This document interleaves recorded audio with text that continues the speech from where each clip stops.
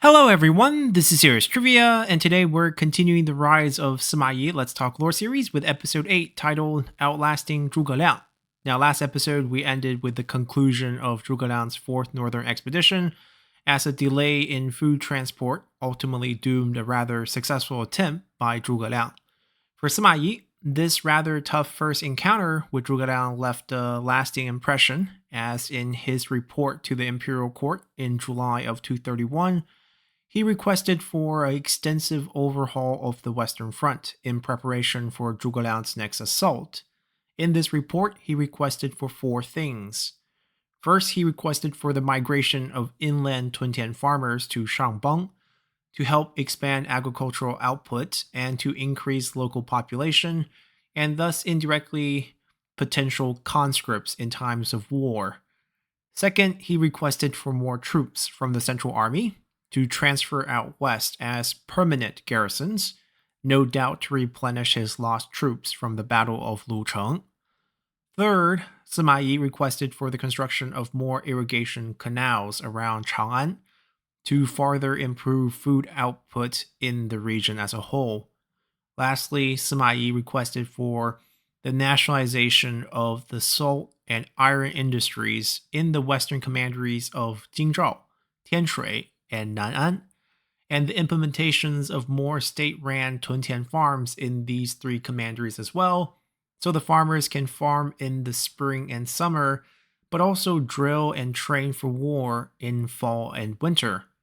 In essence, after seeing the difference in troop quality at the Battle of Lucheng, Sima Yi decided that the way to beat Zhuge Liang was not going to be on the battlefield, but rather through Wei's macroeconomic advantages, as if given enough resource and manpower, the 2 things that Shu Han was lacking, Sima Yi believed he can simply stall and outlast Zhuge Liang in any future engagements.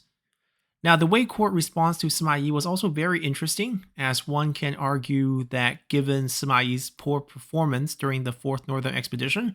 where he suffered heavy troop losses and the death of General of the Left in Zhang He, Cao might have replaced him rather than indulge his numerous requests, as these requests were all going to be very expensive for the Wei coffers,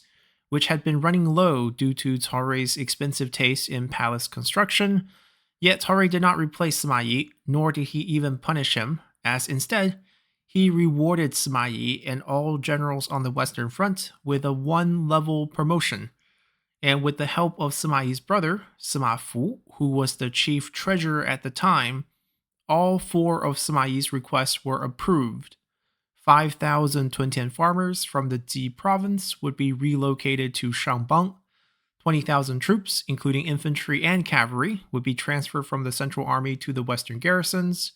Sima Yi would be put in charge both the irrigation projects around Chang'an and the nationalization efforts of the salt, iron, and Tuntian farms in the 3 western commanderies. Now, these decisions tell a lot about Emperor Cao's trust in Sima Yi, and also a growing talent gap within the Wei courts, as aside from Sima Yi, who could Cao really use? Experienced and trustworthy generals such as Cao Xiu and Cao Zhen were both already dead.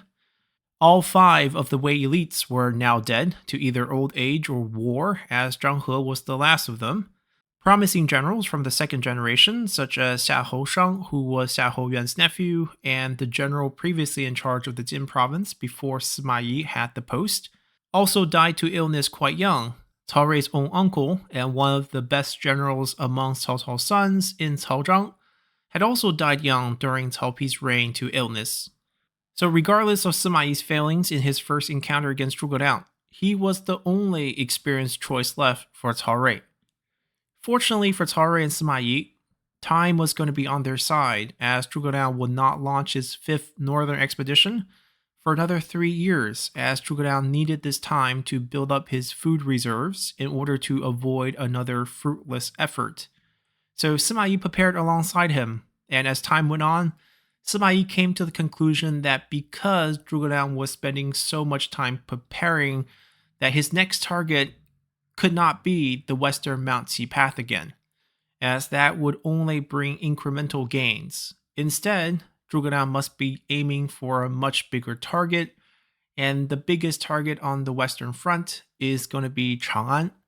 And given Zhuge Liang's calculating and cautious nature, the only path that he could take to achieve this goal is going to be the Baoxie path because it was the most traversable of all the paths that led to Chang'an, as proven by Cao Zhen's ill-fated counterattack attempt a few years prior. Knowing this gave Sima Yi many advantages, as when Zhuge Liang finally marched out of the Baoxie path and landed in Wuzhang Plain in April of 234, Sima Yi was ready, as he even used this knowledge to encourage his officers, as he told them ahead of time that if Zhuge Liang was daring and encamps at Wugong near Chang'an, then they would be in danger. But if Zhuge Liang was too cautious and encamps at Wuzhang Plain near the entrance of Baoxie Path, then he could be easily defeated. Now, this was sort of a nonsense statement in itself, as no one would ever encamp at Wugong, as it would severely overextend the supply lines, but Sima Yi wanted to make himself all-knowing in order to boost their morale. Now, when Zhuge Liang did set up his camp at Wuzhang Plain, Sima Yi and his officers had a debate on where they should encamp in response.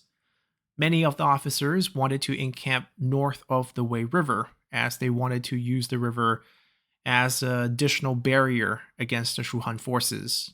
But Sima Yi overruled this plan, as not only would this be seen as a sign of weakness, but also it would expose everything on the south bank of the Wei River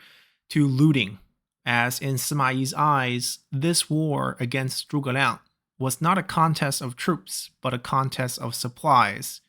So he made the decision to encamp east of Zhuge Liang's location on the south bank of the Wei River,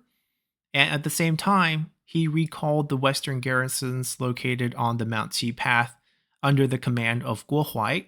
and even received 20,000 additional troops from the Central Army, thanks to a very nervous Emperor Cao Rui. Furthermore, Guo Huai, who had the most experience dealing with Zhuge Liang, suggested that encamping the western garrisons on the North Plains to guard the crossings on the Wei River would be a great idea, as he personally feared that Zhuge Liang would intend to take control of the Wei River to choke off the supplies transporting westward. So Sima Yi agreed with Guo Huai's assessment, and not long after, Guo Huai's foresight proved correct, as Zhuge Liang attempted to take the North Plains but was beaten back by a well-prepared defense by Guo Huai, who had stationed there ahead of time. Now, by retaining control of the Wei River, Sima Yi was also able to slip a sizable force west of Zhuge Liang's encampments and set up another camp to form this three-sided surround against Zhuge Liang's position at Wuzhang Plains. And this was a big advantage, because now Zhuge Liang can't really attack any of the positions out of fear that the other two flanks would go for his camp behind. But with such advantage, Sima Yi chose to only defend and not attack, as he did not trust in the quality of his troops out on the open field. So for the next 2 months, Sima Yi watched as Zhuge Liang tried everything to taunt the Wei army constantly, by challenging them repeatedly for battle, by cursing them out, by setting up Tuntian farms directly on the Wuzhang Plains as millet fields were being planted right in front of their eyes, and finally by sending Sima Yi a set of women's clothing, as Zhuge Liang wanted to humiliate Sima Yi in front of his own generals, as a means to force him to come out of his defensive encampments and finally give the Shuhan army a proper fight on open field. Now, while being gifted the woman clothing did anger Sima Yi, he nonetheless turned it into a useful intel, as he offhandedly asked the Shuhan messenger who dropped off this gift about how their prime minister was doing. Eager to show off their prime minister's hard-working nature, the messenger answered that Zhuge Liang was working as hard as ever, as he continues to handle every minute detail of the campaign personally, and is even present for small infractions as long as the punishment is more than 20 lashes, and that Zhuge Liang was leading by example in terms of conserving food and supplies, as he eats only a small amount of food every day. Now, hearing this, Sima Yi knew that Zhuge Liang was not long for this world, as he was overworking himself to death, and that his small appetite is not a sign of food conservation, but a reflection of his poor health. So, swallowing his pride, Sima Yi wrote a request to Emperor Cao Rui, demanding to lead an attack against Zhuge Liang. Now, while you might think this does not sound like swallowing his pride, but in reality, Sima Yi had the Golden Imperial Axe or Jia Huangyue, which meant he had full control of military decisions independently while out on campaigns, so there is never a reason for him to request anything to Emperor Cao Rui. And Emperor Cao Rui knew this as well, and instantly figured out that Sima Yi needed the appearance that he was being held back by the courts, so that he can look tough against Zhuge Liang in front of his officers after getting such a humiliating gift. So Emperor Cao Rui ordered Minister of the Guard, Xing Pi, to immediately set off to the western fronts to issue an imperial decree forbidding Sima Yi from launching any attacks against Zhuge Liang. And 2 months later, as the millets were ripening, Zhuge Liang finally passes away on August 28th, 234. To the very end, he never got a chance to fight the Wei forces head on, and with his death, the Shu Han forces would retreat silently in the night, bringing an end to the fifth and final northern expeditions, at least for the time being.